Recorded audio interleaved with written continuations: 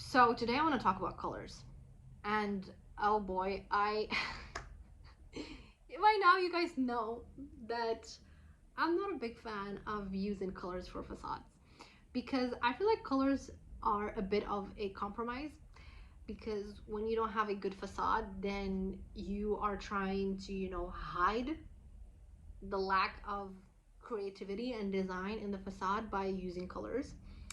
And that's what I just said is very controversial, and I'm gonna get a lot of heat for that in the design community. But I really truly stand by that because actually in architecture school, when we were designing and then you start introducing colors to a model or to your design, then the teachers would ask you to take it away.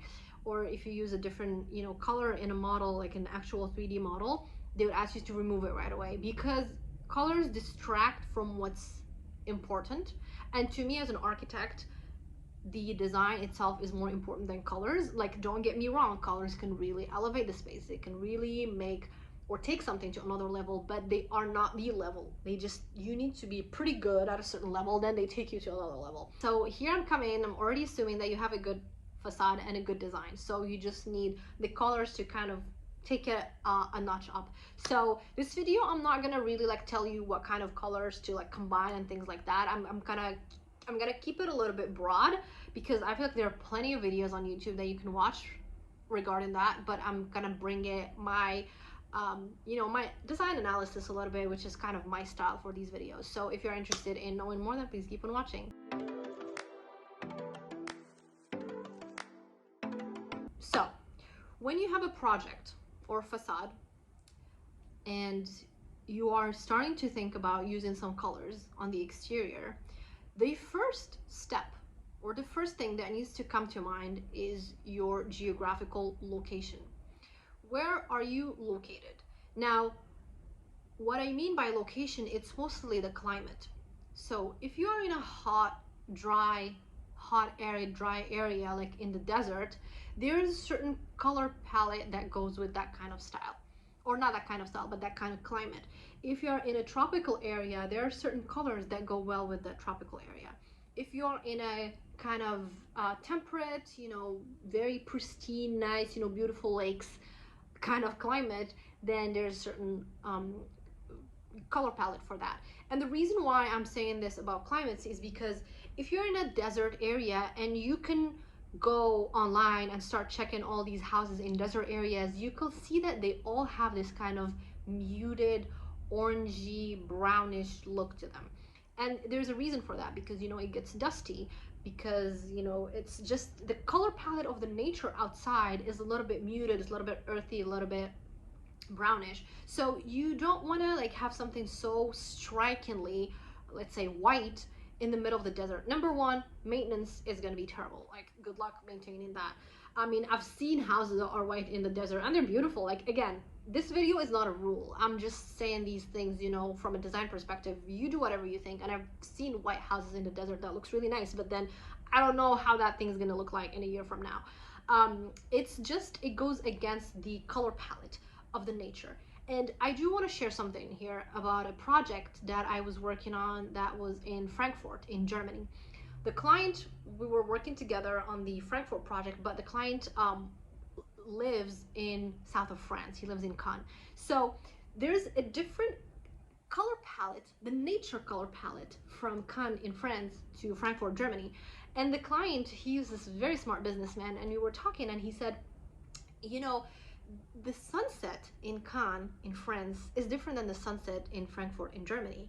It has different color hues. And I was like, wow, who's this guy? He's really smart. Which is true, because I just noticed, even just going to Morocco in the summer, because I'm originally from Morocco, but the color palette in Morocco is different. It's more on like warmer side. It has orangey, it has pinky colors to it. But here in San Francisco and in California, it's still nice weather, but it doesn't have that hot sunset. Like, you can see from a picture whether the sunset is in a hot area or a colder area. So something to keep in mind if you if you're like looking for a color palette, make sure you look at that. And I want to share my screen here about something that I just found recently. So if you go to Benjamin Moore, Benjamin Moore, they have all these um, they have all these different palettes for different locations. That's genius. I love Benjamin Moore. And I'm gonna show you here where that is. So this is what I was referring to. So you see how you have regional color palette, and they have the Northeast color palette. They have the French Quarter, which is in Louisiana. They have the Southeast, you know, Southwest, which is kind of Santa Barbara look. They have the Rocky Mountain. Like if you're in the mountain, you know, like you will see more of this color because it's similar to the mountain. It's just very smart. So if you're interested in that, you know, look, find your location and then go here. At least if you're in the U.S. This is something that you can kind of browse, and that might give you some ideas and some inspiration. Now, besides the regional location of your project, the second thing that might be a deciding factor for your color palette, it is the architectural style of your house. Now, you will notice that a lot of houses that are more on the traditional side, they have more of like pastel-y colors. You know, you would see like a pistachio, or you would see like a light baby blue, and it's very, you know, like timid, very, you know, traditional. It's beautiful, it's cute.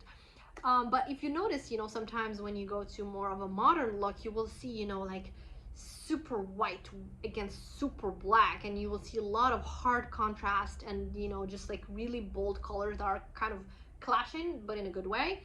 And that's, you know, that's making a statement. But if you have like a, you know, nice pitched roof with like a white picket fence, and you're like going with something so extreme, then you're like, you're trying to do something that you're not really like good fit for.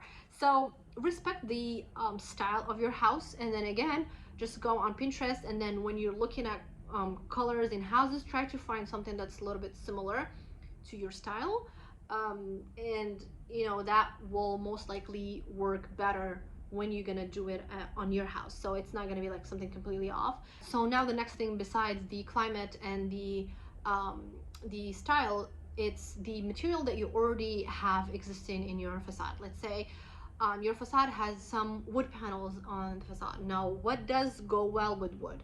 Or if you already have a roof that's, you know, like red terracotta, that's going to be kind of a driving force of the rest of the facade. Or if you have some stone, then what kind of undertone does that stone have?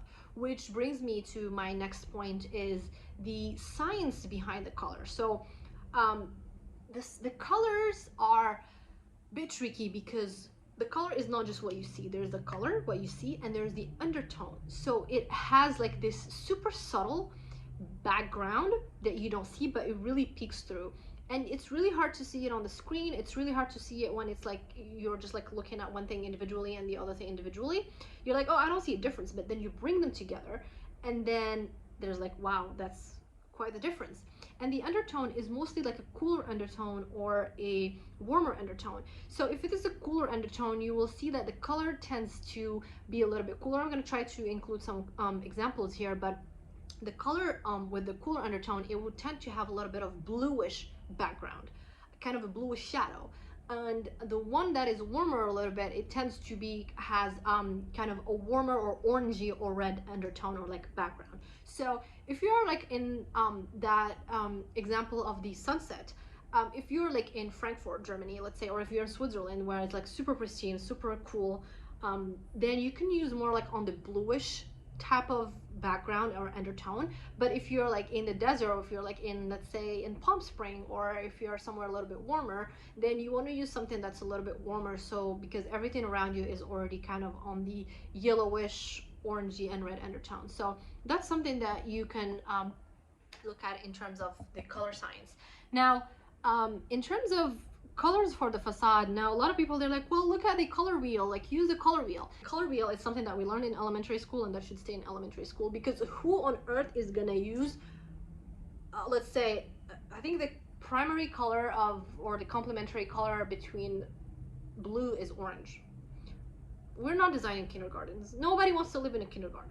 If you are, then you design your kindergarten, but most houses are not going to have like the blue and orange look. So the color wheel is not something that I really find helpful, to be honest. It's good to know. It's good to know your primary colors and all that stuff, but it's not something that's going to come handy in design. So what I like to do is I like to go more on the analogous analogous, I don't know how to say that, or monochrome. So or even different shades. So I'm gonna insert some pictures here again. Is so you go to like a gray, and then you go to a slightly darker gray or slightly lighter gray, or if you go to a little bit of white, and then you go to slightly off-white or to slightly a little bit beigey. So these colors are not, the spectrum is not too like different, so it's not like alarming to the eyes. It's not like you're going from from orange all the way to the other side to blue. So you're just like kind of staying within your range, and that's, you know, you're providing some variety, you're providing some foreground, background, middle ground,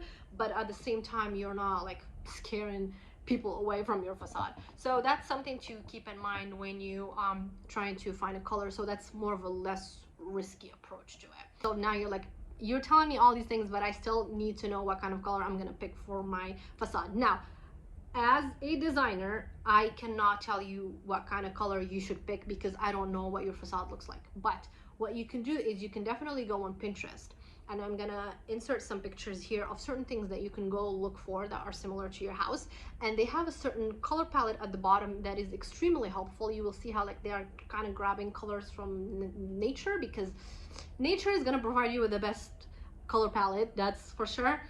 You can also go to Etsy. They have these kind of not courses, but more of like templates of things that you can use. If you have a Mediterranean house, if you are a more traditional house, you can buy those. They're pretty cheap, like $25, and then you can give you even like the spec of the exact brand, etc.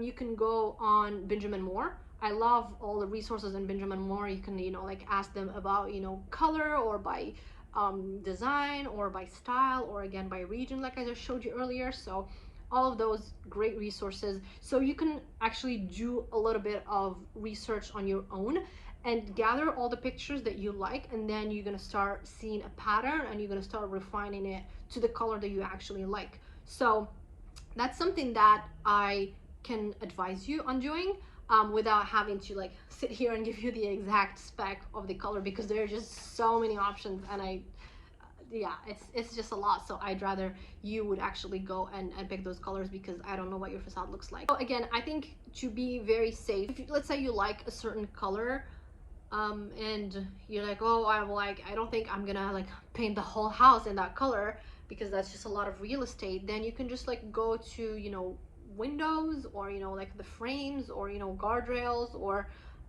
anything, or like even the gutter, or like the roof lines, something a little bit smaller that you can use to accentuate the color of the facade, but without, you know, going too bold with like something completely, you know, like black, a full facade, which can again be beautiful, but, you know, I don't know if you want to commit to that. So just a little tip, you can just go to like smaller real estates, and then you can paint those. I've never had somebody who would go, oh yeah, I painted it orange and I loved it. I think be more on the safe side is always going to pay off than actually going and like try to go with something crazy that most likely you're not going to like. So I would say always go for colors that are a little bit muted, that have a little bit of white into them, or a little bit of black into them, so it's not too striking.